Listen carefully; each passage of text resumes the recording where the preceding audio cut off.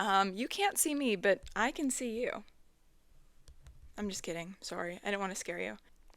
Welcome to my first YouTube video. Let me tell you a tale. Some call it circle time. I'm speaking to women specifically right now, but my tale is absolutely applicable elsewhere. Education and reading and women being amazing and strong and capable are things are all very important to me. So, do you know how many times I've been accused of being a witch? I'm gonna tell you a secret. Many. Usually by 30-year-old men who play Ultimate Frisbee, and on occasion 22-year-old men who play Ultimate Frisbee. It's only a matter of time before they find me. Guys, I'm sorry. My bad. You hobby horse one time, and suddenly it's a thing. But I'm not, no, and I don't have Wanda's powers in purple, blue, green, orange, or rainbow. It's not Pride Month anymore, but it's always Pride Month in my heart. But when I was like 6, I just couldn't handle the idea that I wasn't ever going to be magical. I wasn't ever going to be special. I needed those magic powers, dog. And my parents and I had begun to read Harry Potter, canon event, and I was like, oh my god, that's it. I can be like Hermione. Obviously, not the magical abilities part, but I was like, I can be smart like her. I decided my brain was going to be my best chance at like being magical. Yeah, I know, it's corny. I was 6. We were all a little corny when we were 6, all right? I became, the biggest know-it-all known to make. Imagine that, right? Oh, crazy. I made it my business to know absolutely everything I could, and I was good at it. That's the problem. I wasn't receiving much negative feedback or much deterrence because I was good at it. God fucking forbid a woman knows what she wants. Yeah, really, that was the problem. I was always the youngest person in every class. I was the first to read, first to memorize something, first to put up my hand. You won't catch me doing that in any of my college lectures now. Nope, I'm in there to sit quietly and learn and then leave. Womp womp. At my school, it makes sense, I promise. The only place I was ever behind anyone was motor development because I have, monocular vision. So it took me a bit of time to do things like catch and throw a ball, safely go up and down stairs. Me versus stairs. Dude, and not in the quirky main character kind of way. No, I just look a little special. Walking across uneven surfaces is kind of hard. I went to occupational therapy, and, shout out to my mother. And it got it all sorted out. But that was kind of the last place I had to catch up with my development. But I never had to study for anything. Perfect behavior, perfect grades, honor roll, student of the month, you get the idea. Being the smart kid, I'm putting quotes around that, was an identity I could uphold. It was a way for me to feel independent, and it was a way for me to have pride in kind of everything I did. Mind you, my parents did not push this at all. Like, they pushed independence, for sure, but not perfect grades, perfect behavior. That was never something. They were happy as long as I was happy. So if I felt I did my best, then they were pleased. But they never pushed me to be academically perfect. Not to scare you or anything, don't worry. I didn't wet the bed for very long into my life, and I never set fires, but I would keep trophies of all my achievements, no matter how big or how small. I really needed the physical reminder of what I had done, so I could be like, look, I know who I am. This is my clearly defined archetype that has rules and has boundaries, and I can exist perfectly within them. And it worked great, until I was in my junior year of high school. Beware, pride goeth before the fall. Ooh, Hamilton reference. Hamilton reference on a Friday morning, 1776, New York City. A lot of very sinister things happened all at once.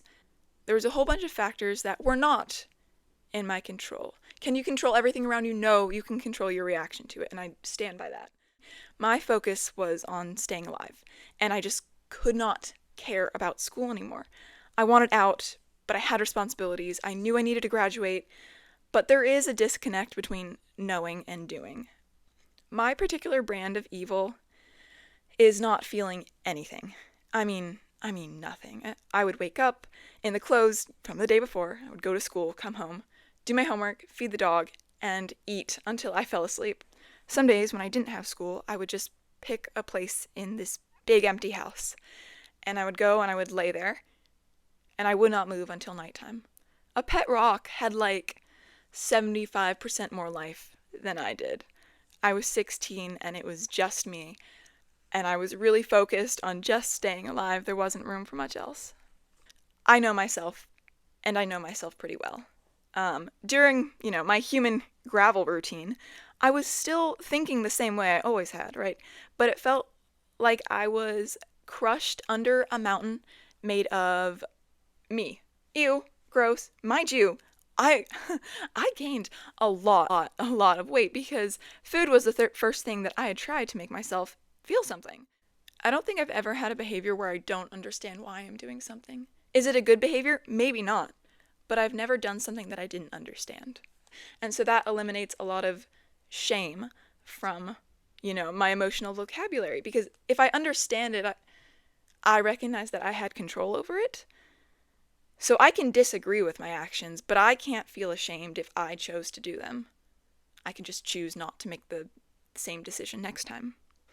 I cycled through every strategy I knew to fix my fuck ass brain because I knew what I was experiencing wasn't proportional to my situation. Were things really bad? Yes. Was I suddenly alone? Yes. Was I a little bit too young to be alone? Probably. However, I knew the steps I needed to take, but every single action felt like I was absolutely dragging myself through the most evil mudflat possible, but I knew no one was going to come do it for me. I gave myself tiny goals, take a shower, make my bed, refilling my water glass, and those felt so incredibly hard. I remember just sitting in the shower on the ground until the water ran cold. Now, mind you, completing these tiny goals, it didn't make me feel any better. But I knew that if I stopped moving, I probably wouldn't be able to start moving again. I knew I needed medication. I got medication. I knew I needed to finish school. I finished school. I turned 17. I moved states. I kept putting myself through the paces of living. And over time, the mud, the really, really evil mud, got less deep. I started feeling good again. I cried, and oh my god, I cried a lot. And it felt so good because I hadn't been able to do that. And I'm a big fan of crying. I made a video a while ago. I was like, you need a cry night. And I stand by cry night. I had a cry night 2 nights ago, right after the the next Doomsday trailer dropped. Because I saw Steve and I was like, fuck, that's not Steve. Sorry, I didn't mean to yell. I really should not do that. I was like, fuck, that's not Steve. Not my Steve. I think that's evil Steve. And then I said that somewhere and someone was like, well, he couldn't lift Jonathan. And I'm like, bitch, Captain Hydra could lift Jonathan. There are ways to fool that fuck-ass hammer. I know the hammer's name, and I could probably spell it, but I'm not going to. Yeah, guys, I definitely know how to spell it. I'm just not going to do it because, my mom said I couldn't. Anyway, I was crying over that because I saw Lizzie McAlpine edit about Steve and Bucky reuniting. I hope, if that is Steve, which I don't think it is, I hope he gets his ass beaten. Absolutely beaten by Sam Wilson and Bucky. I'm so happy they're together again, although they did not look very happy in the trailer, which, looking at the circumstances makes a lot of sense, okay? I love Sam Wilson. He's such a great Captain America. When I see someone in the wild saying oh, Sam Wilson is a terrible Captain America, I kind of do a slow turn and I'm like, why are you speaking? Who gave you permission? Because it wasn't me. Definitely wasn't me. All right, let's get back to it. I cried a whole lot. It felt really good. Hadn't been able to do that for a long time.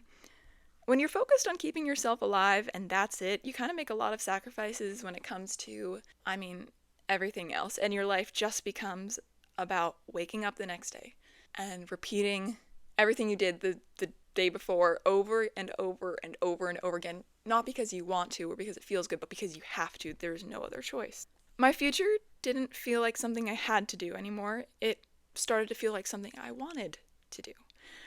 I learned how to ask for help within reason. I'm still really, really, really big on independence.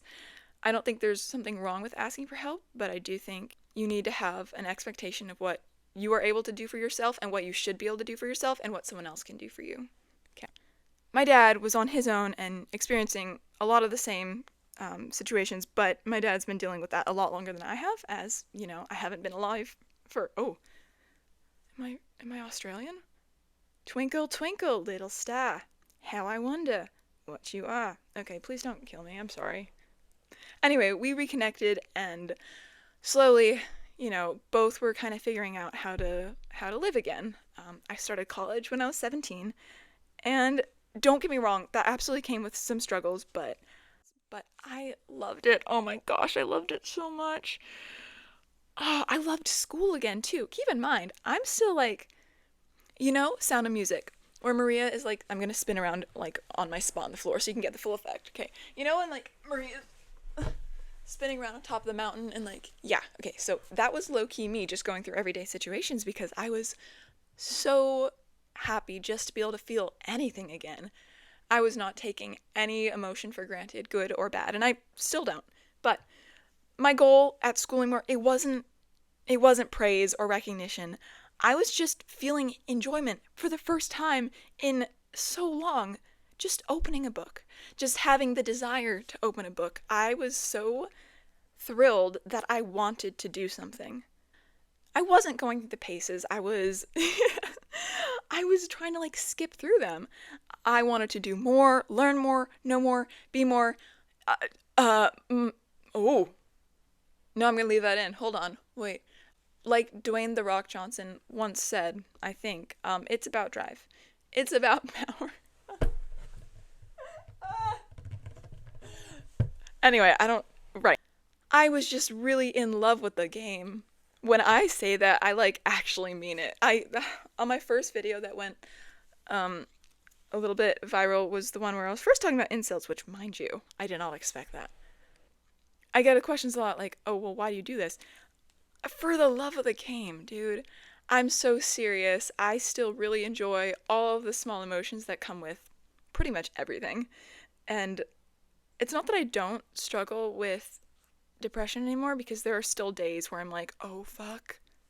My poor roommate. She might be listening to this. Actually, she probably will be. Hi, twin. I would sleep for some really odd periods of time, and that still happens every so often, thankfully, not as much. It's not really fun when it does happen, you know? But yeah, so when I say for the love of the game, I mean it. Just doing it for enjoyment's sake. I rediscovered my love of writing and education. I became really passionate about criminology because turns out the way I break down problems into their most, you know, like rudimentary pieces is helpful in that field. Who would have known? I was so much more than, quote, you know, the smart kid just, you know, ooh, I hit my elbow, just doing it for the sake of being the best, for getting recognition, for getting praise. Now I was like, dude, I'm just loving what I'm doing. That's why I'm doing it. And it was wonderful. I'd gained confidence and identity from dragging myself out of an evil, evil place and doing it under my own power and with my own mind. Alexander Hamilton, in the eye of a hurricane, there was quiet. For just a moment.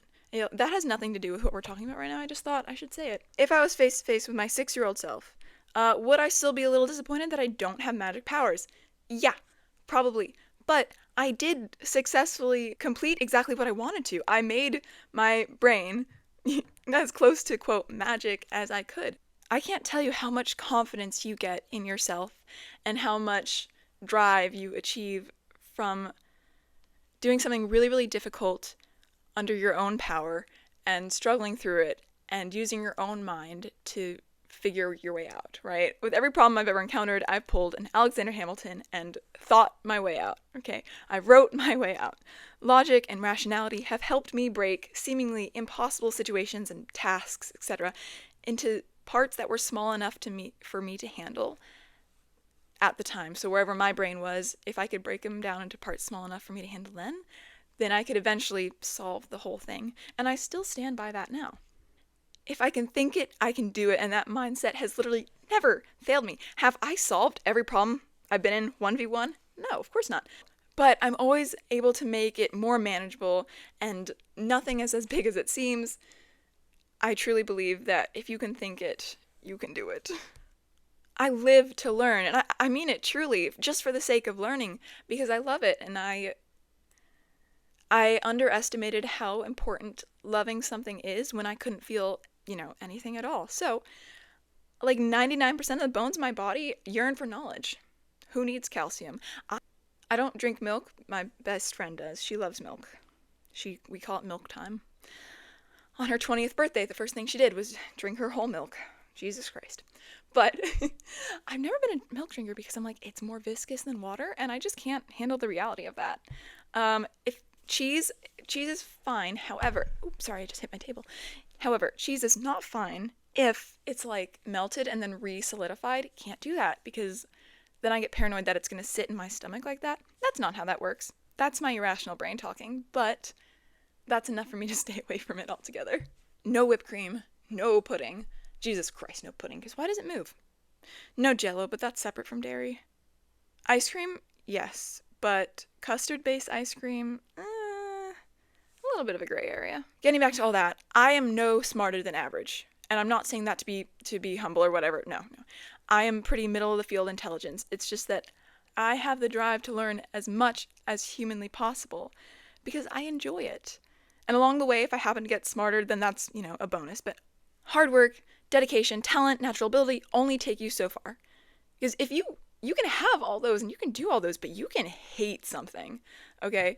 But for the love of the game, doing something just because it brings you joy and brings you a sense of fulfillment, I believe that wins every single time. On days where I am a little bit low on motivation, maybe I'm tired, maybe I just don't want to, maybe I don't have a whole lot of ideas floating around in my head, I don't panic about it. I don't think, oh my God, I'm burnt out, I'm never going to be able to write again. No. I just don't write that day. I don't stress it. When there is times I need some extra motivation, I often think, read for all the women who wish they still wanted to. Speak for all the women who stopped because different parts of life got in the way. Study for all the girls who dream of doing what you're doing now, what I'm doing now. Learn because you are alive and because you are capable. The thing where it's like, you're a woman with a brain and reasonable ability. Stop whining and find something to do. Yeah, I think about that a lot because it's so true. There is no barrier to knowing things, but that doesn't mean that you are going to be passionate about the same ones. Nor should you be, right? Because you wouldn't be happy if you weren't really passionate about it. So I really do. I encourage you to just read and find something that you like. With my school stuff, a lot of the times I'm writing about eating disorders and control and their relation to prison violence. That is my academic niche. That is what pretty much I always write about. It took me a little bit to find my niche. Don't get me wrong, I didn't go into school knowing like that's exactly what I'm gonna focus on. No. I had to figure out, okay, well, what interests me, what makes the most sense to me, and then I took it from there. So I encourage you to explore and find out what that is for you. It's fine. It may not be anything close to what you thought you wanted to study or to learn about. And that's okay too. As long as you love it, you will be a billion times happier than doing something just because I'm doing it or just because you want to do it. Does that make sense? Maybe. For the most part, my audience is always pretty smart and I'm thrilled by it. It's awesome. And then there's just the random freaks that pop on where I'm like, oh my God, I don't think they could find their way out of a paper bag, even if there was an exit sign. You can't fix stupid because you have to want to not be stupid, and most of them are just fine being stupid. All right, I'm gonna head out. Bye.